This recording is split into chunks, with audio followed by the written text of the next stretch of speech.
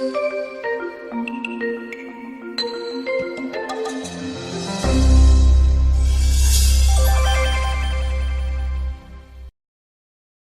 Timothy 5:17. The elders who direct the affairs of the church well are worthy of double honor, especially those whose work is preaching and teaching. And the double honor there means double honorarium or support. Apply this principle to family elders who raised their children, taught their children, more so if they did it very well. Ang mga nakakatanda daw ay karapat-dapat tumanggap ng dobleng pagpaparangal. Hindi lang po, hindi lang opo, hindi lang in terms of language, but in terms of support. Ang ating pag-aaral, pinamagatan natin, Seniors Discounts. Salamat Panginoon sa mga seniors ng aming buhay. At kung meron sa amin na mga dumating sa pagiging senior, salamat sa pagbibigay niyo po ng mahabang buhay. At ngayon turuan niyo kami kung ano ang dapat na kilos, asal namin sa mga seniors at ng mga seniors mismo. Be our teacher, be our leader, and let the beauty of your word apply to every stage of our life. In Jesus' mighty name we pray with thanksgiving. Seniors discounts. Ang mga seniors sa Pilipinas exempted from 12% value-added tax. Ang laki nun. Plus, you get 20% discounts on most purchases. Plus, libre ang mga seniors sa maraming sinihan. Sa mga ibang medyo hindi makayayamanin ng mga bayan-bayan, Monday lang. At kuminsan, first showing lang. Pero sa mga yayamanin, 24/7, basta may palabas, libre ang seniors. In terms of seniors' privileges, the Philippines is a great country to grow old in. At dapat hindi lang sa bansa privilege ng seniors, lalo sa church. But seniors have other well-earned discounts. At ang mensaheng ito hindi lang para sa mga senior na ngayon, kundi sa mga hindi pa dahil magiging senior din kayo. Kaya mahalagang unawain at ipamuhay. Seniors should be exempted from and enjoy discounts in financial worry in the family. Dapat, kung ang senior ay naging mabuti ng provider, naging mabuting magulang, ay dapat siya ay ine-exempt na sa mga problema at mga sasagutin na financial sa buhay. Security could come and should come from insurance, savings and investments at kung ano pa kung ginawa yan ng senior nung junior pa siya. Pero kung wala kang kinuhang insurance, wala kang tinanim na mga kung ano-ano mga puhunan at wala kang inipon, edi paano ka magkakaroon ng privilege sa ito in your senior years? Kaya, bago maging senior, mag-invest na. At sa mga senior na, huli na ang lahat. Dapat umasa na lang tayo at manalig sa iba pang mga paraan para tayo magkaroon ng freedom from financial worry. Pero maraming hindi pa senior. Dapat kumilos kayo habang hindi pa late. Habang kayo ay nasa 10 o'clock, 11 o'clock a.m. ng buhay nyo. 12 noon, 1 p.m., 2 p.m. pwede pa. Pero kung nasa mga 5:45 p.m. na kayo, paano pa mag-i-invest? Paano pa kukuha ng mga insurance? Ang mahal-mahal na ng premium kung papatulan pa tayo ng insurance. Yung mga health insurance, hospitalization insurance, habang mas maaga, mas kinukuha na yan. Basta reputable yung company. Kung ang dami-dami mong pera, pagkarami-rami mong savings, marami kang investment, pwede sigurong walang insurance. Pero pag sinasabi mong mahirap nga kami, paano kami magkakaroon ng insurance? Mas mahirap nga ang tao, mas kailangan niya yun eh. Kasi anong gagawin niya pag nagkasakit siya? Maninigas na lang siya, hindi naman ganun eh. Gumagawa ka rin ng paraan para makarating sa ospital na may babayaran. Kaya magpakatalino. Kailangan mag-invest. Maraming lagyan ng mga pamumuhunanan. Ecclesiastes 11:2, hatiin sa 7, sa 8, ang kalakal mo. Pagkat di mo masisiguro kung ano ang kasamaang mangyayari sa mundo. So huwag daw sa isa lamang mamuhunan. Sa isang tao ka lang namuhunan, doon mo na ibinigay ang lahat. Paano kung bigla yung nakalimot sa'yo? O biglang nag-asawa ng asawa from hell na hindi ka nakinilala dahil hindi ka naman kaano-ano ng asawa niya. O kaya, ang bait-bait nga, biglang nadedo. Kaya kailangan daw hinati-hati mo kung saan-saan ka namumuhunan kasi hindi mo alam kung anong pwedeng mangyari sa buhay. Plant in early life to harvest at senior time. And keep planting from the earliest to the last hour. Hanggang pinakamaagang panahon na pwede ka magtanim na para may anihin ka pagtanda. At huwag kang titigil ng katatanim. Do not retire too early. Kasi pag nag-retire ka na, wala ka ng income, pero patuloy ka pang gagastos. At habang tumatanda, nagkakasakit, umihina, dumadami ang gastos. Dapat iniisip, nangyari na yan sa ating mga magulang, sa ating mga lolo't lola, dapat tayong matuto sa kanilang kakulangan ng paghahanda. Keep planting. Ecclesiastes 11:6, sow your seed in the morning, and at evening let your hands not be idle. For you do not know which will succeed, whether this or that, or whether both will do equally well. Magtanim ka daw sa umaga at pag nakatanim na, may iba ka pa dapat ginagawa. Kasi hindi mo naman alam kung yung itinanim mo, tutubo ba? Babagyuhin ba yan? Babahain o mapepeste? Kaya huwag lang iasa sa isa. Kailangan meron pang iba. Sa mga pamilya, para tayo guminhawa, dapat hindi lang isang nagtatrabaho at kumikita tapos lahat nakaasa. Dapat mas maraming nagtatrabaho at kumikita kaysa sa umaasa. So invest in many things. Invest in relationships. Invest in goodwill. Invest in goods. Maraming ini-investa ng tao. Yung iba mag-i-invest na rin lang, negative pa. Magtatanim na rin lang, tinik pa ang itatanim. Anong investment ang gagawin niyo sa mga bata kung lagi niyo kinukurot, lagi niyo ginugulpe, pinagmamalupitan, iniinsulto, kinakawawa? Yun ang tanim niyo. Aanihin niyo yun. Pag kayo na ang mahina at siya na ang malakas, may ani yun. O kaya, the best thing that can happen to you is wala kang anihin dahil hindi ka ginantihan. Kung itinanim mo sa bata ay mabuti, maganda, edi may aanihin ka at gagantihan ka na maganda. O kung hindi ka man magantihan ng maganda, at least hindi ka gagawa ng masama. Isa sa mga pinakamalaking kamangmangan, yung maging malupit ka sa bata, maging maramot ka sa bata, maging masama ka sa bata, kasi tatanda yun eh. At habang nagiging malakas yun, dumadating sa katanghali ang tapat ng kanyang buhay, papunta ka sa 5:45 o sa 6 o'clock dong sa orasyon ng iyong buhay. Siya yung malakas. Kung natumba ka kaya, damputin ka. Ang itinanim mo masama. Mga anak, mga kabataan, be productive and fruitful. Kailangan ng mga kabataan, ang laman ng utak nyo, paano kikita, hindi paano gagastos. Lalo't nag-aaral pa kayo, binabayaran ng matrikula, binabiyan kayo ng baon, huwag kang isipin nyo lagi ano bang bibilhin nyo. Anong maluho na bibilhin, anong gadget, anong mga damit. Hindi yun ang pinag-iisipan ng mga hindi pa kumikita. Ang iniisip nyo, saan kaya ako pwede mag-part-time job? Para matulungan ko naman ang magulang ko na hindi nakakalbo na yung magulang ko at tumatanda na at nakukuba na para ako suportahan. Ang society ngayon, lalo sa social media, baliw na baliw ang mga kabataan sa kung anong bibilin.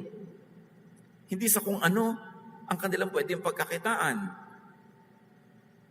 At obserbahan ninyo mga kabatid, kadalasan, hindi lagi, kadalasan, yung mga batang lumaki sa hirap, dahil mahirap din ang magulang, hindi nabigyan ng luho. Yung pa nga ang mababait na anak eh. Kadalasan yun ang mabubuting anak. Nakikita nyo yung mga namamasukan dito sa mga malalaking lungsod na galing sa mga nayon, mga probinsya, 10, 12 years old pa lang, ipinapasok na ng magulang na katulong. Yan ang hindi tumitigil magpadala sa magulang buwan-buwan. Ni hindi nga nabigyan ng ginhawa. Ito naman mga pinalaki sa luho. Ipinagtatampo kung hindi branded ang damit, ang bag, ang telephone. Ang gusto na ngayon ng mga kabataan sa telephone, may lamang spa sa loob. Hindi sapat na nakaka-text o nakakatawag. Dapat kung ano-ano pa mga ginagawa niyan. Kunwari, pang research po. Research? Anong nire-research? Ang bababa ng grades. Mga anak, kabataan, stop being burdens to your elders and start becoming supporters as early as possible. At dahil tinuturuan natin ang mga parents na mag-save sa pagtanda nila, mga kabataan, allow your parents to invest and save. Ibig sabihin, kung pinag-aaral kayo, finish your schooling as soon as possible para matumigil na ng paggastos sa inyong magulang nyo at makapag-save naman sila para sa sarili. Para makagastos naman para sa sarili. Hindi yung 12 taong ka na sa kolehiyo. Hindi ka pa tapos. Hindi ka ba naaawa sa magulang mo na hindi titigil ang magtrikula yan? At kung hindi man dumadaing, hindi man nagsasabi diretsahan, makiramdam ka man lang kung hirap na ang iyong magulang. Mga kabataan, lalo't wala pa kayong trabaho, huwag maluho. Hindi ko napupuri yung mga kabataan na ang luluho-luho tas wala naman trabaho. Ano yan? Dugo ng magulang mo, sinisip-sip mo para isuot mo sa yung hikaw na pagkalaki-laki. Yung telephone mo na bagong-bagong pagkamahal-mahal, dugo ng magulang mo. Anong nakakahanga doon? Earn your extra expenses. Kung kayo pinapakain ng magulang nyo, binibigyan ng tahanan na matitirhan at mapalad kayo na pag-aaral pa, yung mga luluhuin nyo sa buhay, kitain nyo. Humanap kayo ng part-time job, ang dami-dami yung oras na nauubos sa internet, sa social media. Ba't di kayo maghanap ng hanap buhay na pang social media? Hindi puro mga kung ano-ano mga pagpupost, mga kinain, mga pinuntahan. Walang kahanga-hanga sa ganun. Pagka ang luho mo, dugo ng iyong kapwa, lalo dugo ng iyong magulang. Sa Bible, sabi, repay evil with good.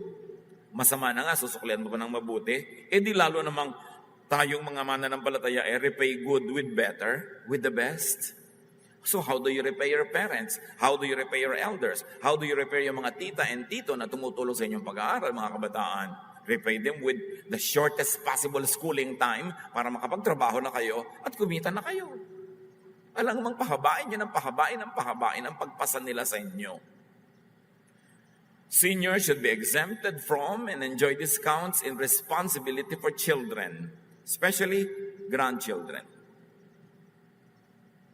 Mga anak, napalaki na kayo ng magulang nyo, yung mga sarili nyong anak, dapat kayo na mag-alaga, hindi yung mga lolo't lola.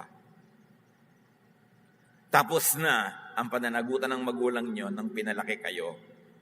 Haharurot kayo sa pag-aasawa, pati pangbili ng gatas, pampaturok ng mga bata, lahat sa lolo't lola. Kailan pa sila magpapahinga? Pagpatay na.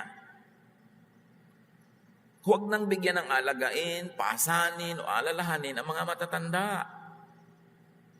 Kaya mga anak, behave and discipline yourselves. Huwag kayong puro na lang fun, puro mga excitement. Umaakyat kayo ng mga bundok na nakahawak lang kayo sa bato-bato. Kung nahulog kayo at naparalitiko kayo, buong buhay kayong aalagaan ng magulang nyo. Ang tanda-tanda na nila, kayo pa rin ang aalagaan. Yung mga may mga dangerous sports. Pagkatapos, basta na lang kayo mag-aasawa, basta kayo makikipaghiwalay sa asawa, uuwi kayo ngayon sa magulang. Di siyempre, hindi naman kayo tataboy, papasanin kayo. Gusto nyo ba yun? Kailan nyo sila pagpapahingahin? Take good care of yourself so you don't become alagain. And take good care of your own children. Yung pag-aalaga ng lolo't lola, dapat yung gusto lang nila. Naiinip sa apo, nagigiliw sa apo, dalin mo, not more than 2 hours. Di ba? Hindi yung sila na lang nag-alaga ng apo, hindi sila nakapagpahinga, hindi sila nakapasyal. Dahil irresponsable itong magulang ng apo. Inalagaan na kayo, ipapaalagan nyo pa anak nyo, that is too much. That is not decent. Unless you are too sick. O kaya talagang hirap na hirap sa buhay, maitawid ka man lang, tulungan ka ng magulang mo. Pero pantawid, hindi pang araw-araw, 24/7, buong buhay, napasan ka. Ephesians 6:2-3, igalang mo ang iyong ama't ina. Ito ang unang utos na may kalakip na pangako. Magiging maganda at mahaba ang iyong buhay sa lupa. May pangako talaga ang Diyos sa mga gumagalang sa magulang ng mahaba at masayang buhay. Pero isa sa ibig sabihin ng paggalang, hindi lang po, opo, mami po, opo, bigyan niyo lang po ako ng pang-load. O anak, para sa 65th birthday mo, eto ang pang-load. Ang tanda-tanda mo na, humihingi ka pa ng pang-load. Isang ibig sabihin ng paggalang, huwag pahirapan ang magulang. At kumisan, hindi lang biological parents. Kumisan, sinusuportahan ka ng ate, ng kuya, ng kapatid, ni bunso. Ibig sabihin din, sikapin mo na kumita, may magawa ka sa buhay para kung binibigyan ka man lang ng 100, maging 50 na lang kasi kinikita mo yung 50 o maging 25 na lang o mawala na kasi yung buhay mo, asikasuhin mo. Pagka kumakain ka nang hindi ka naghahanap buhay, siguradong may nagpapakain sa yung iba. At yun ay magandang gawin sa sobrang bata o sobra lamang na mahina o may sakit. O paminsan-minsan na inaalat sa buhay, kailangan ng tulong. Pero hindi yung pangmatagalan at wala nang pahingang pagtulong. Ang ibibigay mo sa iyong magulang bilang paggalang ay gaan, ginhawa, hindi bigat, hindi hirap. Kasama sa paggalang yung huwag silang obligahin na mag-alaga ng mga apo, na mamahala pa rin ang bahay, ng buhay, ng kabuhayan, ng mga bayarin. Dapat nagpapahinga na sila dyan. Kapisan kayo na magulang nyo sa bahay, tumutulo ang bubong, kayo na dapat ang mag-ayos niyan. Sumabog ang gripo, kung ano-ano, hindi na yung matatanda pa. Nagawa na nila yon sa kanilang tamang panahon. Now it's your turn. Lalo yung mga anak ng mga byuda, mas dapat supportive kayo dyan. O byudo. Mga apo ng byudo at byuda, meron kayong mga pananagutan sa inyong lola at lolo. 1 Timothy 5, 3-4, igalang mo ang mga byudang wala ng ibang maaasahan sa buhay. Subalit, kung ang isang byuda ay may mga anak o apo, sila ang unang dapat kumalinga sa kanya bilang pagtanaw ng utang na loob, sapagkat ito ay nakalulugod sa Diyos. Siyempre, kasama na sa mga byuda at byudo, yung mga tito at tita na mga walang anak, mga nagtanda ang binata at dalaga, pero inalagaan ka, pinaaral ka, pinatira ka,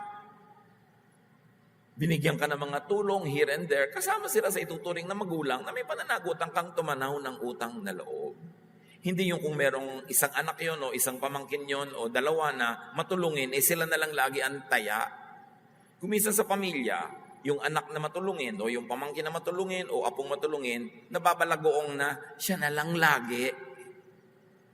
Nagmamaang-maanga, nagtetengang kawali at babaliwala na yung mga iba. Dahil sabi, ay, wala namang asawa si ate, siya na lang ang bahala sa nanay. Yun na nga wala nga siyang asawa, tatanda siyang walang anak, dapat may saving siya. Ikaw ang dami-dami mong anak na pinaaral pa ni ate, tinulungan pa ni ate, tapos si ate na naman sa magulang, kailan pa siya magsisave? Kailangan iniisip natin na maganyan. Yung mga sobrang close family tayo sa Pilipinas, kuminsan salot. Kasi kawawa yung taya. Sa mga young people ngayon, magtatrabaho pa lang, nagsisimulang kumita, hihingi ng payo. Sabi ko, alam mo, huwag kang masyadong palabigay. Huwag kang masyadong palabigay sa mga kamag-anak. Iisipin nila, lumalangoy ka sa pera, walang kwenta sa iyo ang magbigay. Kaya laging ikaw na lang ang aasahan. We don't reward people who are generous to us. We kill them. At alam nyo kung sinong pumapatay sa kanilang nahihingan? Parasites. Parasite ang pumapatay sa kanyang tinitirhan. At hindi tayo dapat parasites. Mga bulate, di ba? Parasite yan. Mga pumapasok sa mga atay-atay na mga schistosomiasis na hindi ko ma-spell, parasite yan. Yung mga lamok na kukuhanan ka ng dugo, iiwan ka ng dengue, parasite yan. Ang tao hindi dapat parasite. Sabihin nyo sa inyong katabi. So lahat ng anak, lahat ng pinakain, pinalaki, ginabayan, tinulungan, pinatira, kinupkop, pinag-aral, at iba pa, part-time o full-time, marapat tumanaw ng utang na loob at magsukli sa mga seniors. At kahit mga yung mga professional na nag-alaga sa atin, halimbawa si Yaya, si Yoyo, si ganyan, naging mga senior na, umuwi na sa mga probinsya nila, alalahanin nyo rin yun. Bahagi yun na inyong buhay. Yan ang nakalulugod sa Diyos. At sa pag-aalaga sa mga seniors, walang dapat nagmamaang-maangan.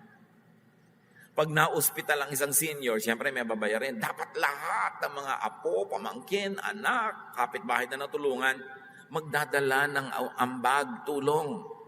Hindi yung lumabas na ba siya sa ospital? Ay, salamat. Oo nga, lumabas, pero wala ka namang ipinadala, pambayad, pasalamat ka ng pasalamat sa Diyos, magtigil ka nga dyan. Yung patalang, kumusta? Ganyan-ganyan. May mga anak pa na pag piningnan yung nanay nila, sasabihin doon sa nag-aalaga, bakit hindi bago ang mga punta ng nanay? Bakit hindi malinis ang mga bedsheet? Bakit? Nagpadala ka ba ng pamlaba? Ng sabon? Tanong ka ng tanong dyan, kala mo kung sino kang mapagmahal sa magulang, di ka naman nagpapadala. Dadalaw ka lang pamisa-misan, papagalitan mo pa yung nag-aalaga. Kala mo kung sino kang mabait. Dapat ang lahat may pananagutan. Walang nagtetengang kawali. Walang nagpapalusot. Lalo kung may namatay. O namatay yung matanda. Natural. May ataol, may serbisyo, merong nicho, merong hukay, merong kung ano-ano. O ano naman ang ambag mo? Dapat may ambag ang lahat. 1 Timothy 5:8, ang sino mang hindi kumakalinga sa kanyang mga kamag-anak, lalo na sa mga kabilang ng kanyang pamilya, ay tumatalikod na sa pananampalataya at masama pa kaysa sa isang di mananampalataya. Napakalinaw. Sinasabi mo nananampalataya ka sa Diyos pero hindi mo inaaruga ang sarili mo mga family members. Pinapaubaya mo na lang sa isa o dalawang nag-aalaga. So, ganun, huwag kang mag-pretend na believer ka ng Diyos. Magtigil ka. Hindi yan totoo. Mabuti pa sa iyo yung tinatawag ng mga hindi mananampalataya. Seniors should be exempted from and enjoy discounts in heavy physical work. Kawawa naman yung mga kuba pa rin sa trabaho, ang tanda-tanda na. Yung talagang parang kalansay na, taxi driver pa rin. Yung mga matatandang nakuba na, butot balat na, naghihila pa ng mga paninda at kung ano-ano mga trabaho, hindi na napahinga, buong buhay na lang, ganon. So help should come from children, from grandchildren, in fact from the state, and from the kapatiran. Sa church, dapat merong loving ministry for seniors. Yung talagang sinasamahan mo, naalagaan mo. Kasi nga, magiging senior ka rin. Ang tanim, paanihin. So napakahalaga para sa ating lahat, paghandaan ang pagtanda mo at ng mga elders dahil may kasama yun ng mga physical challenges. Halimbawa, young person, young couple, magpapagawa kayo ng bahay, ang tarik-tarik ng hagdan, hindi na ba kayo tatanda? O pagtanda nyo, gagapang kayo paakyat. Magpapadulas na lang kayo pababa. Pag nakakita ko na nagpapagawa, bakit ang tarik? Hindi ka na ba tatanda? Dapat itong ground floor, may malaking space kahit hindi mo gawing bedroom. Pero pag tumanda ka o nagkasakit, pwedeng dito ka umistasyon para hindi ka naakyat ng akyat. Paghandaan yan, yung bahay. Pagka nagpapagawa ang anak nyo ng bahay, ang tarik-tarik ng hagdan, parang hindi na kayo balak patirahin dun pag tumanda kayo. Kasi ang hirap umakyat. Dapat ilagay sa ground floor. Bawat bahay na may matanda o may sakit, magpundar kayo ng wheelchair. Hindi yung bonggang-bongga ang mga birthday nyo, tapos yung mga matatanda nagkakapit sa mga pako at mga tornilyo pag naglalakad. Wala man lang wheelchair, pero nakakabongga kayo ng party, ha? Dapat yung bahay nyo, kung pwede nga, may rampa para sa wheelchair. At kung kayo yayamanin, maglagay ng elevator. At kung kayo ang gagawa ng bahay nyo, bata pa kayo, may pera pa kayo, malakas pa kayo, lagyan nyo na ng elevator. Kasi pagtanda nyo, baka hindi kayo ipaglagay ng anak nyo ng elevator. Dahil inubos nyo na sa kanya mga designer clothes, sa kanya mga hikaw, sa kanya mga damit, sa kanya mga fashion, sa kanyang mga kung ano-anong mga ambisyon at kapritsyo. Mabuti ko ipagpagawa kayo ng elevator kung tumanda kayo. Kaya habang bata pa kayo, gawin nyo na. Huwag nyong iasa. Salamat kung gagawin nila. Paano kung hindi? Gagawa kayo ng mga banyo, dapat kasya yung wheelchair. May mga hawakan na matatanda. Hindi yung namatay, hindi dahil sa katandaan, dahil nadula sa banyo, humampas ang ulo, nadurog, dumugo hanggang namatay, tapos wala pa kayo dahil mamaya pa kayong gabi darating. Kailangan nakahanda. At mga bahay na merong may sakit, lalo matanda, kaya nyo to kung didibdibin nyo, magpunta naman kayo ng hospital bed. Hindi naman kamahalan yon. Baka mas mahal pa ang cellphone eh. Yung bang napapataas yung likod, napapababa, hindi yung matanda nangangapit sa mga baging, sa mga lubid para siya tumayo. Yung halos magkanda, kuba-kuba na siya sa mga bakubakong unan para lagi tayo yung ulo niya. Samantalang simple hospital bed will make life very comfortable. Huwag nating tagapin, matanda na kasi kaya nahihirapan. Pagka ginawa mo yung parang sinabi mo ng, wala na akong pananagutan kasi matanda na siya, dapat lang magdusa siya. Huwag ginagawang dahilan yung matanda na kasi. Yun nga matanda na, kaya mas dapat kailangan mong alagaan. Seniors should be exempted from and enjoy discounts in heavy emotional strain. Huwag na silang bigyan ng mga isasama ng loob, ikakalungkot. Huwag nang hatiran ng mga chismis na nakakagalit, mga sumbong-sumbong sa mga alit-alit na ng mga pamilya. Hindi na naman nila kailangan malaman yan Avoid causing seniors to worry and to fear, especially expenses. Mga kabataan, mga anak na bata pa, patibayin ninyo ang inyong finances, patibayin ninyo ang inyong buhay para pwede kayong sandalan ng matatanda. Hindi yung kayo pa ang nakasandal, baligtad. Dapat patibayin mo yung buhay mo. Ang goal dapat ng mga kabataan ngayon, kailangan magkatrabaho ko agad, kailangan magkanegosyo ako, kailangan yumaman-yaman ako, hindi para sa luho, kundi para masecure ang aking mga magulang, aking mga lolo't lola na meron silang sasandalan sa oras ng pangangailangan. Goal dapat yun ng kabataan. Avoid causing seniors to be needlessly sad. Ayusin nyo buhay nyo. Bawat broken romance mo, anak o apo, dinaramdam ng magulang. Bawat abortion mo, dinaramdam ng magulang. Bawat broken love mo, dinaramdam. So mag-ingat sa ganito mga area kasi ganun talaga mga magulang. Mahal nila tayo. Ano man ating mga kabiguan, ano man ating mga kabaliwan, kasama sila sa magdaramdam. Kaya mahalaga magpakatino sa buhay hanggang kaya para makontian lang yung mga malalaman nila na mga nakakadurog ng puso para naman sa kanilang senior years, mas relax na sila. At madalas dapat dalawin, samahan, ipasyal, bigyan ng libangan. Kasi ang number 1 kalaban ng mga senior, inip. At ang inip, magandang salita lang sa lungkot. Kaya dapat sinasamahan, nililibang, kinakausap. Leviticus 19:32, tatayo kayo kapag may kaharap na matanda, igalang ninyo sila. At matakot kayo sa Diyos. Ang nililinaw ng Leviticus dito, ang isa sa mga kahulugan ng takot sa Diyos ay paggalang sa matatanda. Hindi laging pagtayo physically, kundi kung ano mga katumbas nun sa buhay natin ngayon. Respect, consideration, pagsasaalang-alang, paghingi ng kanilang payo, ng kanilang opinyon. Mahalaga sa yung tinatanong-tanong mo, magpapasya ka, hihingi ka ng payo. Kahit hindi mo laging sinusunod, humingi ka man lang ng payo. Kinakatuwa nila yon. Yung binibigyan sila ng halaga. Psalm 71:18, isang panalangin, even when I am old and gray, do not forsake me, my God. Yan naman ang takot ng lahat ng tao, tumanda, humina, mawala ng pera, magkasakit, baka wala mag-alaga. Natatakot mamatay, baka wala maglibing. Kaya nananalangin sa Diyos, huwag niyo po akong papabayaan. So, bibigyan natin ng mga katugunan at assurances yung ganung mga fears, lalo na nung medyo talaga nagkakaedad na. Mga matatanda naman, seniors, behave. Act responsibly. Dapat ang matanda, may pinagkatandaan. Hindi ang tanda-tanda mo na, puro kahangalan pa yung lumalabas sa iyong bibig. Ang tanda-tanda na, chismosa pa. Ang tanda-tanda na, ang kitid-kitid pa ng utak. Paano ka igagalang kung ganon? Dapat earn the respect. Yung pagbumuka ang iyong bibig, karunungan, katalinuhan ng lalabas, hindi mga kabulastugan.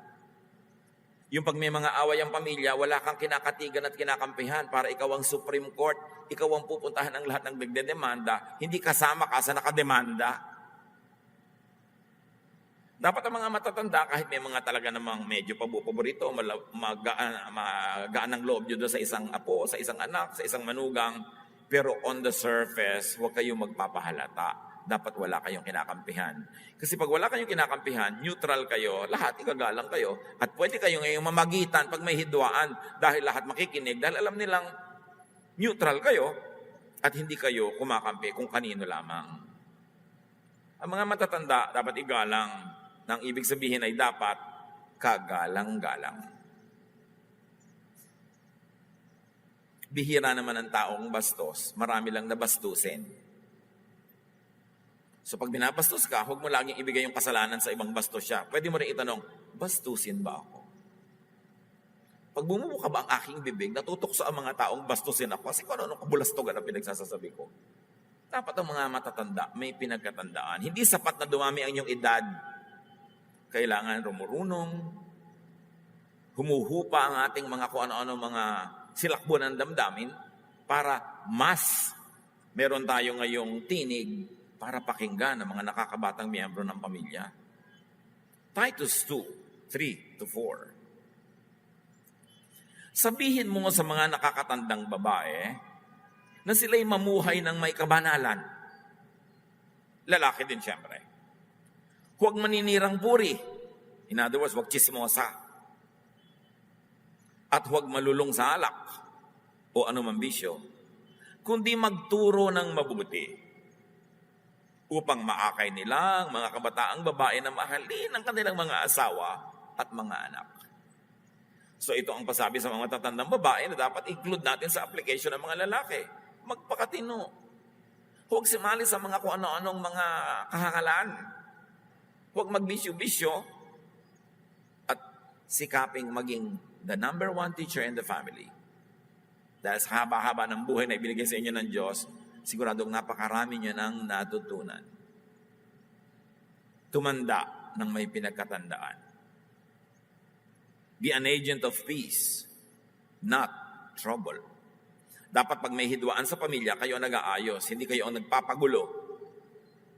At huwag ipang abuso ang katandaan. Huwag ipang blackmail na matanda na ako, dapat ako sundin, dapat ako masunod, dapat lahat. Earn it. Dahil marami rin namang burden na pinapasa ng mga miyembro ng inyong pamilya, hindi lang kayo. At hindi naman sila laging napakaraming resources para ibigay ang lahat ng inyong pangangailangan. So sa mga matatanda, lalo yung malusog pa ang katawan, kaya pa, be productive and fruitful. Hanggang kaya. Huwag mag-retire agad. Hanggang kaya, kumita pa. Kasi pag gumagastos ka, magandang kumikita ka. 1 Timothy 5:17. Ang mga matatandang pinuno ng iglesia na mahusay mamahala ay karapat-dapat tumanggap ng paggalang at kabayaran. Yun yung double honor, galang at kabayaran. Lalo na ang mga masigasig sa pangangaral at pagtuturo ng salita ng Diyos. Kung itinuturo sa atin na dapat ang elders natin sa church, mga nagtuturo na, lalo na, ay dapat bigyan ng galang at kabayaran. Hindi lang galang at hindi lang kabayaran, both. Dapat lalong i-apply yun sa pamilya. Mga elders natin sa pamilya na nagtuturo, naging magandang halimbawa, tumulong sa atin, dapat binibigyan ng dangal at pensyon. Alam niyo naman na natatanggap natin kung meron man galing sa gobyerno, ang liit-liit. So dapat sa isang pamilya, kung magkakapatid kayo, magpipinsan kayo, nagmi-meeting kayo, o buwan-buwan, mag-contribute tayo ng tiga ganitong halaga. Kung hindi man pare-pareho yung halaga, yung bagay sa income ng tao, at ibigay natin sa lola, sa lolo, sa tatay, sa nanay, buwan-buwan. At sasabihin natin, alam niyo po, buwan-buwan, ito ang aming support sa inyo. Para alam naman niya yung budget niya, alam niyo kung kailan siya gagastos, alam niyo kung kailan siya titigil gumastos. Hindi yung nakikita niyo lang pag mahal na araw, doon niyo lang aabutan. Tapos may mahal na araw pang nando kayo sa beach, walang abot. Yung pag inabutan niya yung matanda, dapat alam niya kailan kaya ang next. So kahit maliit yon, alam niya regular, so makakapag-budget man lang siya sa buhay niya. Hindi yung nasa lubong niya lamang, halimbawa sa ibabaw ng ulap, yun yung aabutan. Paano kung hindi nyo nasa lubong? Wala. Simple naman yun Huwag lang tayo magmaang-maangan. Tapos sabihin iba, kasi po, pag lumuwag ako, bibigyan ko magulang ko. Ha? Anong fantasy yun? May tao bang lumuwag? Habang di ka maluwag, magbigay ka. Habang nahihirapan ka, magbigay ka. Kasi kailan ka paluluwag? pagpatay ka na. Iginaagaw yan. Pag nagbabudget ka, ito ang sa kuryente, ito ang sa tubig, ito ang sa nanay, ito yung sa tatay, ito yung sa budget sa anak, ito yung kasama. Hindi pag may natira. Kasi alam nyo, wala namang natitira. At kung may asawa kayong maramot, pinagdadamutan yung sarili nyong magulang, abay ilagay nyo sa lugar. Kailangan sabihin nyo, abay magulang ko yan, huwag mong pagdamutan. Kasi dinaramdam ko na madamot ka sa magulang ko. At ikaw din, huwag madamot sa magulang niya. Fair. Kadalasan naman kasi, hindi naman lagi, yung babae, ang daming lihim na abot sa sarili niyang pamilya. At yung pamilya ng lalaki, sorry na lang, lalaki anak niyo Ganon. Kailangan, lalo't pinag-aral, pinalaking mabuti, tinuruan yung asawa niyo, tanawin yung utang na loob sa inyong biyanan. At suportahan niyo siya. Dapat kung kayo manugang, kayo na ngayon nangunguna magbigay, hindi na yung anak. Kasi siyempre, nakikiramdam yung anak. Lalo't pagbigay siya ng bigay sa magulang niya, outside ako lambo siya, wala kayo sa mood, masakit ang ulo niyo. Siyempre, napaparusahan siya sa pagbibigay sa magulang niya. Later on, di na niya bibigyan. Gusto niyo yun? Dapat kayo manugang from heaven, not manugang from hell. Tulungan niyo ang asawa niyo na mahalin yung magulang niya, hindi yung kakumpetensya niyo yung magulang. At ganoon din ang mga magulang, ha? May magulang naman baligtad Sila yung nakikipag-compete sa manugang. Nagtatrabaho sa abroad yung anak, gusto nung nanay, sa kanya ipadala yung pera, hindi doon sa asawa. Well, liban na lang yung asawang yan ay bulagsak. At talagang patapon kung humawak ng pera, dapat hayaan nyo siya kasi siya ang asawa Pero dapat, meron kayo ibinibigay sa magulang na pinagkakasunduan, hindi yung lihim. Pag pinaglilihiman kayo ng asawa nyo na nagbibigay sa magulang, ibig sabihin, masama ugali nyo. Yun lang yun, wala nang iba. Kailangan hindi inililihim. Kasi kayo na ang nagsasabing, bigyan natin ng tatay, bigyan natin ng nanay.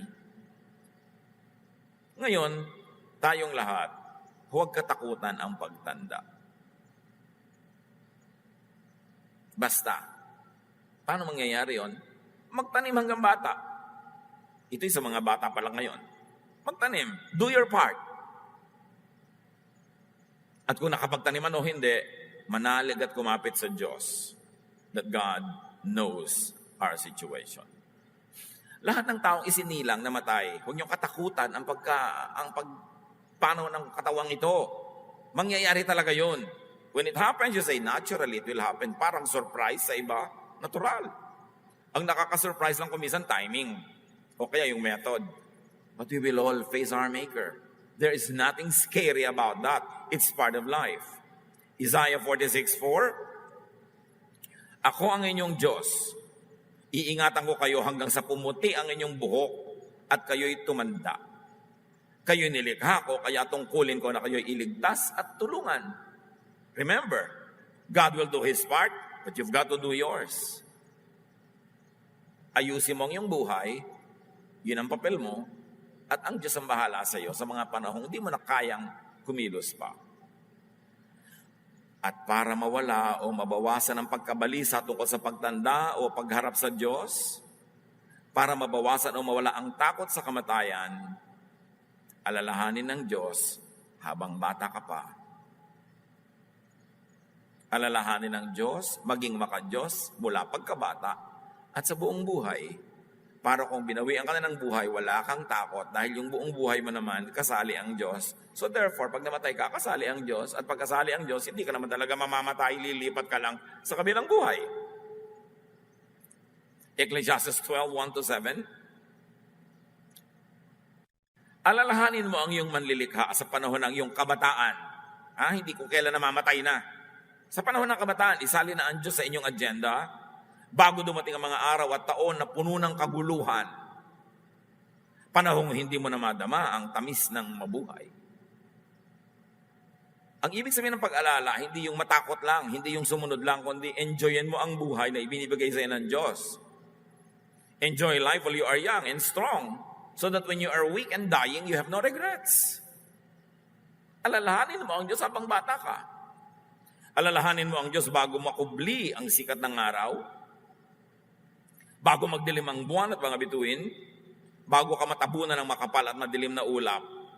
Ibig sabihin lang, alalahanin mo na ang Diyos bago ka magkaroon ng katarata. Bago lumabo ang iyong mata, tingnan mo na ang dapat tingnan, basahin mo na ang dapat basahin. Para pag lumabo na, wala kang pagsisisi. Mo, syempre, tumatanda ko, lalabo. Pero ang dami ko nang nakita, okay lang.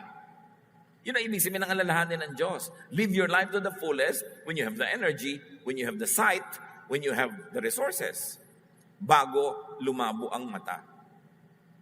Verse 3, alalahanin mo siya bago humina ang iyong katawan. Bago manghina ang iyong mga bisig, bago mawala ng lakas ang iyong mga tuhod.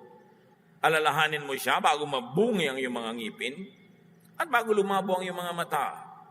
Alalahanin mo siya bago dumating ang panahon na sarado na ang mga pintuan at tumigil na ang tunog ng gilingan. Ibig sabihin, bago ka mabingi, enjoyin mo na yung maririnig, yung musika, yung lahat. Para pag nabibingi ka na, alam mo na, di ba, dami ko lang nadinig. Natural, mabibingi ako. Alalahanin daw ang Diyos bago dumating ang panahon na madali kang magising sa himig ng ibon o sa tunog ng awitin ay tuluyang tumigil. Alam niyo naman yung matatanda, bingi, sinisigawan mo, hindi ka madinig, pero nagigising sa konting kaluskos. So sabi, bago daw mangyari yon, alalahanin mo na ang Diyos. Live your life to the fullest. Hindi ito panakot na matakot ka sa Diyos, huwag ka mag-enjoy. No, kabaligtaran. Enjoyin mo ang buhay. Sa panahon na binibigyan ka ng Diyos ng lakas at kakayahan. Kasi darating ang panahong mababawi yan. Dapat pag dumating yon, sulit ka na para wala kang pagsisisi. Nagiging ka na magigisingin. Kaya habang bata, matulog. Mga bata, nadinig nyo ba? Habang bata, ano? Huwag magpuyat. Wala akong nadinig sa Bible na teaching na magpuyat. Anak, uuwi kang maaga. Hindi umaga. Maaga, pero umaga pala ang uwi. No?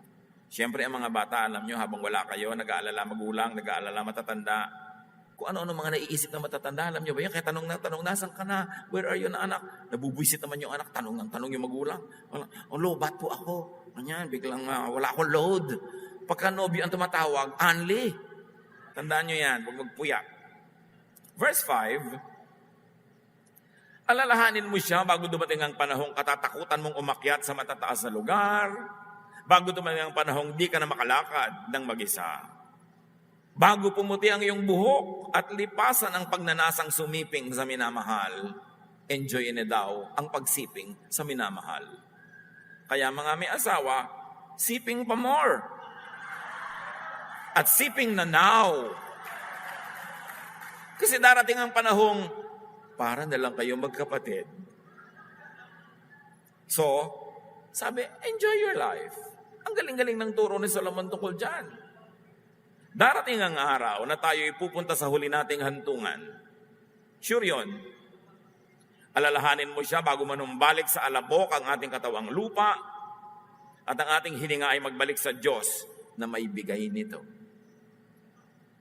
So, hindi mo lang aalalahanin siya pag namamatay ka na. Every stage of your life, you glorify God with a good, happy, productive, fruitful life. This is what life is all about. At pag daw inalala mo ang Diyos sa lahat ng estado ng iyong buhay, pag mamamatay ka na, wala kang dapat ikatakot. Kasi yung katawan mo lang ang mamamatay, babalik yun sa lupa. Yung espiritu mo babalik sa Diyos. So huwag tayo masyadong madrama. Pag may mahal tayo sa buhay na inililibing, ayan na siya, inililibing, matatabgo na siya. Hindi na siya yan. Yung espiritu niya, nasa Diyos na. Yung katawan lang na isinuot ng espiritu niya, ang inililibing natin, hindi yung tao. Hindi yung kanyang espiritu, hindi yung pwedeng ilibing. Kaya mga iba, alam mo, natatakot ako pag inilibing ako, baka madilim, baka masikip. Wala ka na doon pag inilibing yung katawan mo, hindi ka kasali doon, so hindi ka dapat natatakot. Para lang yung damit na inilagay mo sa maleta, magbabiyahe ka kasi, so yung maleta ba, pag nasikipan yung damit mo, nasisikipan ka? No, damit mo lang yun eh. Ganon din yung katawan. Kaya huwag kayong sobrang nagdadrama yung pag kami namamatay. Dumadami lang ang lungkot.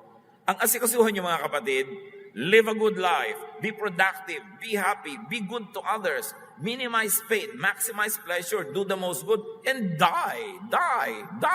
Natural mangyayari yun. Walang katakataka. Kasi kung hindi naman mamamatay yung katawan, hindi naman babalik ang espiritu sa Diyos. So ang totoo lang yan, yung katawan na yan na mahal natin, ay kulungan ng ating espiritu. Hindi lang makalaya para bumalik sa Diyos. Kaya pagka namamatay na, ibigay na. At para hindi kayo nalulungkot pag namatay ang inyong mga mahal sa buhay, mahalin nyo habang buhay. Paglingkuran nyo, gawan nyo ng mabuti. At pag namatay, isip nyo, well, meet your maker. Hindi ako masaya, pero hindi rin ako magluluksa. Kasi minahal naman kita nung buhay ka. Ngayon patay ka na, ililibing kita at meet your God. Ano pang drama natin sa buhay? Alisin nyo yung drama sa kamatayan kasi lalo lang humihirap eh. Natural yon. It is to be expected. Ano naman ang dapat ikatakot sa pag-uwi sa Diyos? Ano nakakatakot doon? So paghandaan, huwag katakutan ang paglipat sa kabilang buhay. Yun ang reward mo for having all the difficulties and the struggles and the victories in life to meet your Maker. Ang kamatayan ng katawan ay pinto patungo sa kabilang buhay. Hindi yon parusa. Hindi yon nakakatakot. Do what you can for seniors to minimize their pain and suffering. Acts 20:35, sa lahat ng pagkakataon, dapat ninyong tulungan ang mahihina. Sino ang tutulungan? Hindi yung malalaking kalabaw na mga anak nyo o pinsan o kapatid na natutulog maghapon, laro ng basketball at bili ng kung ano-ano, walang trabaho. Hindi yon ang tinutulungan. Ang tawag doon pagkonsente sa mga kalabaw. Mabuti pa yung kalabaw, nagtatrabaho sa bukid. May pakinabang. Tayo mga Pilipino, sobrang magmahal, pati mga batugan, mga tamad, sobrang nating konsintihin. Kawawa yung mga responsableng miyembro ng pamilya natin kasi silang pumapasan. You don't always give to the needy. You give to the deserving. Yun ang justice ng Diyos. At sabi sa mga bata, 1 Timothy 5:1, huwag mong papagalitan ang nakakatandang lalaki, kundi pagsabihan mo siya ng mahinahon na parang sarili mong ama. Maging magalang daw kahit sa hindi ka mag-anak. Di siyempre, lalo na sa sarili mong ama. Huwag kang gumagamit ng mga lengguwahe ng pangkaibigan kasi ang magulang mo, hindi mo kaibigan, magulang mo yun. Marami rin naman kasing magulang, mali-maling kumilos. Kung makakilos, parang kabarkada ng anak. Hindi ka kabarkada, magulang ka. Huwag kang gumawa ng kung ano-anong gimmick para ka lang maging close. The best way to be close to your son is to be a father or a mother. And also to your daughter. Sabi nila, ibang-iba na ang mga bata ngayon. Kasi ibang-iba rin ang mga magulang ngayon. Ang mga magulang ngayon, sobrang mga konsentidor. Naku, nahirapan ako nung bata ako, hindi ko napapahirapan ng anak ko. Pero yung hirap mo, naging maganda karakter mo. Natuto kang mabuhay, natuto kang dumiskarte. Palalakihin mo ngayon ang anak mo sa layaw. Di yung galing mo ngayon at husay ng pagkatao, hindi mapapasa kanya kasi sobra mong pinalaki sa sarap. Ang linaw-linaw ng sabi ni Balagtas, pag-ibig anak ko yakin nakilala, di dapat palakihin ang bata sa saya. At sa katuwaan kapag namihasa, paglaki walang hihinting ginhawa. Para ng halamang lumaki sa tubig, dahoy nalalanta, munting di madilig. Ikinaluluoy ang sandaling init. Ganyan din ang pusong sa tuway maniig. Ang laki sa layaw, karaniway hubad, sa bait at muni, sa hatol ay salat. Masaklap ang bunga ng maling paglingap, habag ng magulang sa irog na anak. Si Balagtas yan. Ang tagal-tagal na niya sinulat yan. Totoo pa rin. Yung sobrang pinapalaki sa sarap, bihirang magbunga na nagiging mabuting tao. Huwag niyo naman torturein yung anak niyo, balutan niyo ng barbed wire, takpan ng tape ang bibig, gutumin, hindi. Pero hayaan yung mahirapan kasi sa paghihirap, nagkakaroon ng values. Ang sobrang ginhawa, insensitive to the needs of others. Nagiging selfish.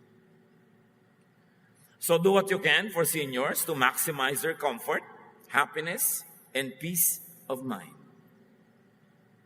Sabi ng Panginoon sa Genesis 15:15, pahahabain ko ang inyong buhay, mamamatay at ililibing kang payapa. Ito ang pangako niya sa mga taong aalalahanin siya, all the stages of their lives. And what do you do with seniors? Maximize their power to do the most good. Deuteronomy 5:33, Mamuhay kayo ayon sa kanyang mga utos. Sa ganoon, sasagana kayo at hahaba ang buhay niyo. Siyempre, if you're playing it safe, if you're all right, mami-minimize yung mga possibilities na mapaaga ang iyong kamatayan. Ibigay sa seniors ang privilege discounts nila. Do not problematize life and old age. Maghanda sa iyong parating at na pagiging senior kung hindi ka pa senior. Be productive and enjoy every stage of your life. Live your life well. Then enjoy your senior years. Then meet your Maker.